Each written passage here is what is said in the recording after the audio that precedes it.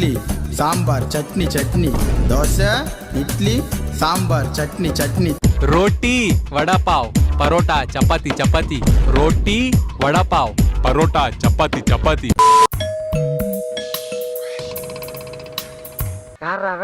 Sir இந்த வீட்டில் பாபு சேகர்னு ஒருத்தர் இருந்தாரு, இப்போ அவர் இருக்காரா சார்?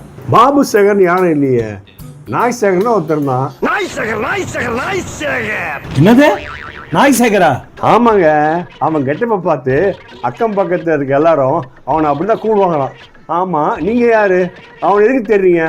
நாங்க திருநாமம் ஃபைனான்ஸ்ல இருந்து வரோம் சார். அவர் கோயில் நிர்வாகத்தில் வேலை செய்யறதாகவும் இந்த வீடு சொந்த வீடுன்னு சொல்லி எங்ககிட்ட 5 மாசத்துக்கு முன்னாடி 3 லட்சம் ரூபாய் பணம் கடனா வட்டிக்கு வாங்கியிருக்காரு சார். சார் 5 மாசம் வட்டியும் கொடுக்கல, அசலும் கொடுக்கல. அதான் என்ன ஆச்சுன்னு பார்த்துட்டு போகலான்னு வந்தோம். அவரை பார்க்கலாம் முடியாதுங்க, நீங்க வந்ததே வேஸ்ட், திரும்பி தான் போகணும். என்ன சார் சொல்றீங்க? அட ஆமாங்க, அந்த ஆளு வீட்டை காலி பண்ணதுக்கு அப்புறம் நாங்களே இந்த வீடு குடி வந்தோம். அதுக்கப்புறம் தான் அவனோட எல்லா ப்ராடக்ட் விஷயமும் தெரிய வந்தது. அசையாத மரம் ஒன்று உயிர்ந்தது கீழே. நானும் தெரியாம தான் கேட்குறேன். அவன் இந்த வீட்டை சொந்த வீடு சொல்லி அவங்ககிட்ட பணம் வாங்கினா நீங்க என்ன பண்ணிடணும்? அவங்ககிட்ட இந்த வீட்டோட ஒரிஜினல் டாக்குமெண்ட் வாங்கி வச்சு பணம் கொடுத்துடணும். சார் வட்டிக்கு கடன் கொடுத்தது 3 லட்சம்.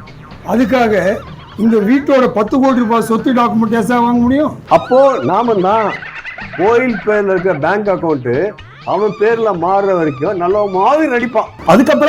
அப்புறம் என்ன, கோயில் பேர்ல இருக்க அக்கௌண்ட் அவன் பேருக்கு மாறின உடனே மொத்த பண்ணி சுத்திட்டு வீட்டையும் காலி பண்ணிட்டு அவன் யாருன்னே தெரியாத கோயிலுக்கு போய் வடக்கு போல செட்டில் ஆயிடுவான்.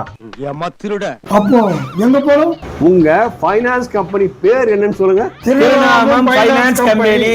அப்போ உங்களுக்கு நாமம் தான். வந்த வழியை பார்த்து அப்படியே போங்க.